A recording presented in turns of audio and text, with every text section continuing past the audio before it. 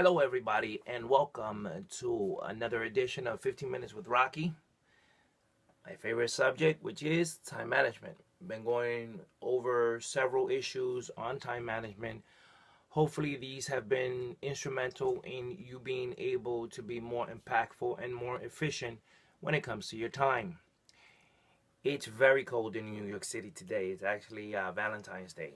And during these few days with this Nordic blast, as they call it on the news, I have been seeing people who have been stuck, let's say, on the road, and you know, I don't know why, but too many people are stuck, and often it's because they don't have the right tires.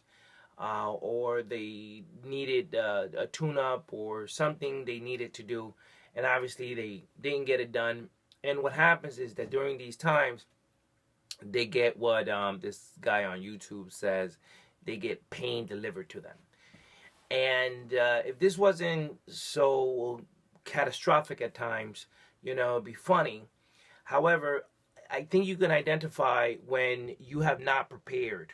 Okay, you haven't done what you need to do, and you got some pain delivered to you because of the fact. So I want to talk about how serious this conversation of time management has been. So it's just not something that is convenient or that it brings success. We're going to look at the other side, which is basically how much pain do you also get, but how much pain do you need to get for you to take action. The problem with preparation and time management is that often we only deal with emergency items. So the people dealing with the car broken down because of the cold conditions are now dealing with it. They have to deal with it. It's up front and center, and there's no other way around it. The pain is being delivered. The pain has been delivered, and guess what? It found you. Okay? So let's backtrack a little bit and look at it and say, well, what happened? Why didn't they do it? Why didn't they check the oil? Or why wasn't that the person who's being threatened with eviction pay the mortgage? Or if the person is behind a couple of months on the mortgage, how did that develop? How is it that the person is really receiving some stress? How is it that the person got that themselves into hot water? So that's what we want to know. So was it that they didn't do what they were supposed to do? Often they do. That's the dichotomy. So sometimes you have, let's say you get yourself to do just what's priority. Read the one thing, as just focus on that one thing. What happens with that is that if you take it to a point where you just focus on your priorities and there's other things you don't get done, what happens is that those things later on become priorities, and if you don't deal with them then, what happens is that they become emergencies. So you don't want those things to happen. And for some reason, certain things start to creep up. They're low in the totem pole. They're not that important. You deal with the priority of the day, but what do you do after the priority is done? So let's say that day you're supposed to do something big, such as, get a bill paid, and you get that done. But you got the whole day left. Okay, and there are, let's say, 3 items in your to-do list that are bubbling. Okay, and they're about to turn it into priorities, but we kind of we kind of chill. We don't do what we have to do, and we don't take action. Okay, they haven't risen to the level of being stressful. And that reminds me when I was a paramedic with EMS, and we used to deal with certain customers or certain patients that were called COPD patient, and that's COPD is somebody, let's say, that smokes and they have chronic obstructive pulmonary disease. Okay, so it's just what it says. It's chronic all the time, obstructive. The lungs are obstructed with mucus or whatever the case is. Pulmonary lungs disease, right? So COPD. And these people, what happens is that they retain a lot of carbon dioxide, which we're supposed to exhale, as you know. What happens is that these people get used to high levels of carbon dioxide. So there's like this tolerance. And what happens is that with us, when we feel a little bit of carbon dioxide, we want to breathe. So we have that as a drive. Okay, when carbon dioxide rises, we want to breathe, right? With them, because they have high levels of carbon dioxide, it's not the driver for them to breathe.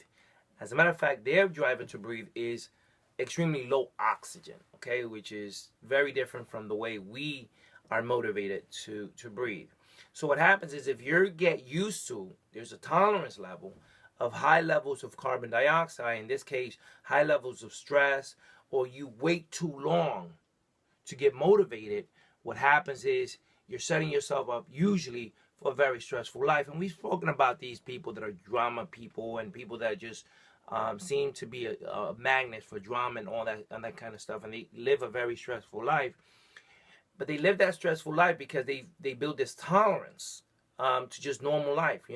With us, if just a little bit of stress, it may motivate us. But sometimes these people need to be like inundated with problems for them to take action, just like a COPDer. Okay. Now, the motivation. I want to talk about motivation.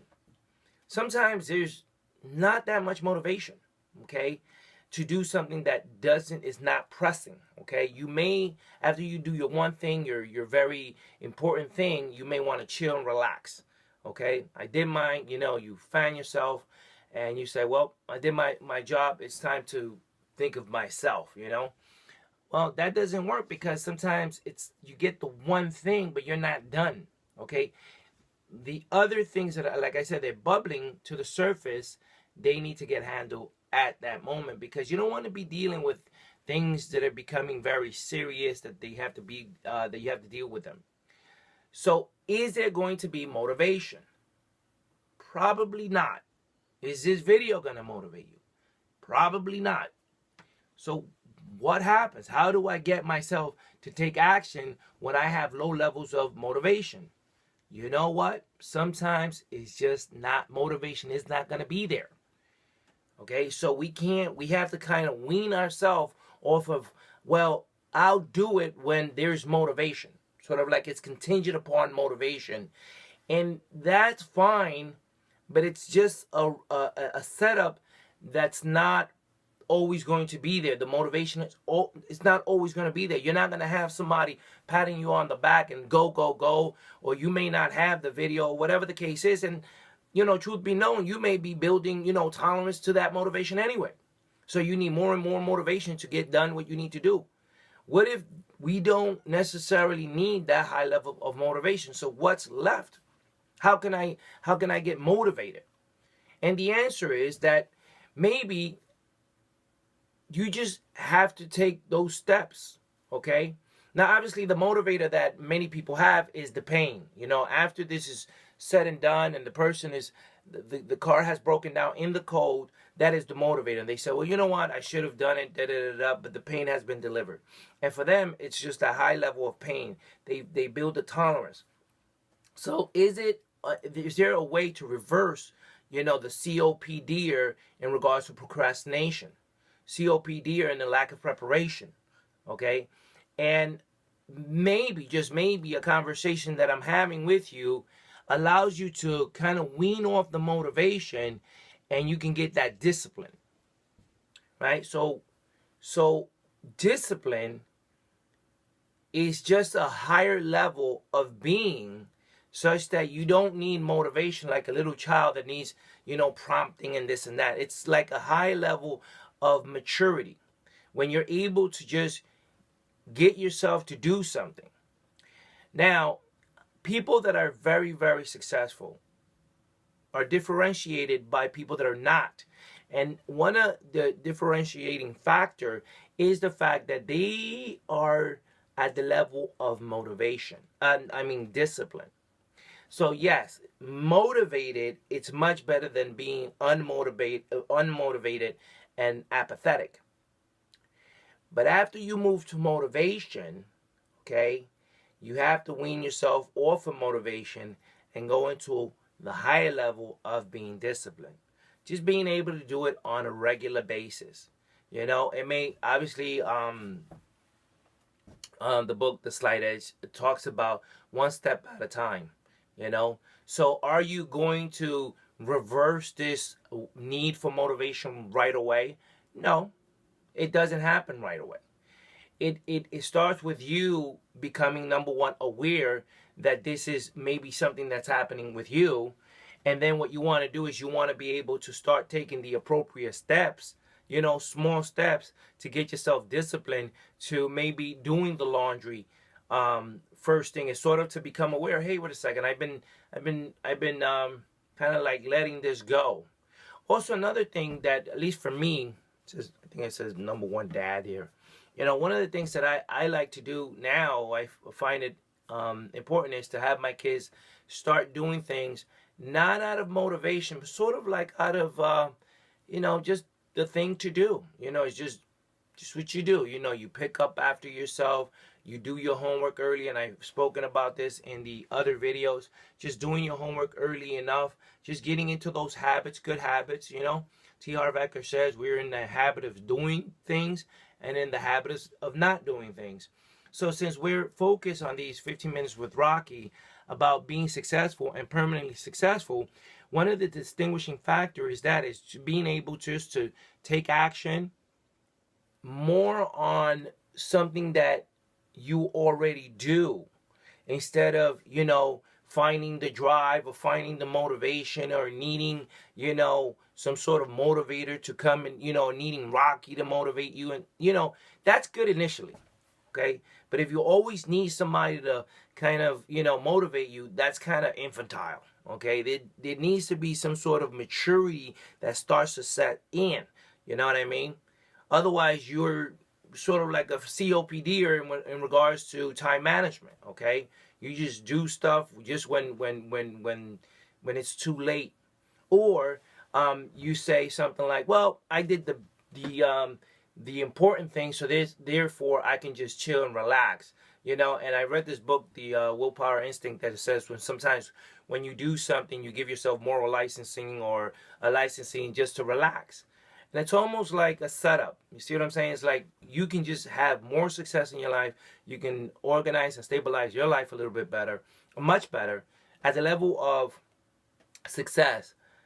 But just when, when you're going to get that success, you relax. And it just reminds me of many times, and I think you've heard this either on YouTube videos, where somebody is, I don't know, making, just barely making it, or they're making, I don't know, $400 a week or whatever the case is, or $300 a week, and they get this idea, or somebody shares something with them that can triple their amount of money, or they can make that $400 in in less time. It was this guy, for instance, this guy he was begging, and let's say he used to make $40 a day. Right? And he would beg for 6 hours. Okay? And a guy said, well, I'm going to give him a tip on how to get $40 in less time. It was a marketing expert. And the guy that was begging had one of these cardboard boxes that says, "Give me, I'm hungry," whatever, homeless. And he said, "Listen, why don't you write it this way? I'm a marketing genius." He wrote it. And sure enough, the guy was able to get way much more money. But here's the problem. You would think that the guy would stay, the 6 hours, now that he was getting more money. But he didn't. As soon as he made his $40, he left. So what I'm saying is, how many of us, I know I'm guilty of it, how many of us, when we get, a level of success or a level of organization or a level of preparation, we kind of relax. And if we found a video that taught us, instead of, let's say we do 6 hours of preparation, we were used to 6 hours of preparation or 4 hours of preparation, getting, those priority done. And we read a book, the 4-Hour Work Week by Tim Ferriss or whatever. And then it says, well, cut your time in half. And then, so what we do is, instead of continuing doing the 4 hours, we do only, 2 hours. Why don't we do the 4 hours and become more successful? Well, my time is up. Thank you for watching. This is 15 Minutes with Rocky. Until next time, I'll see you at the top, like Zig Ziglar used to say. Bye.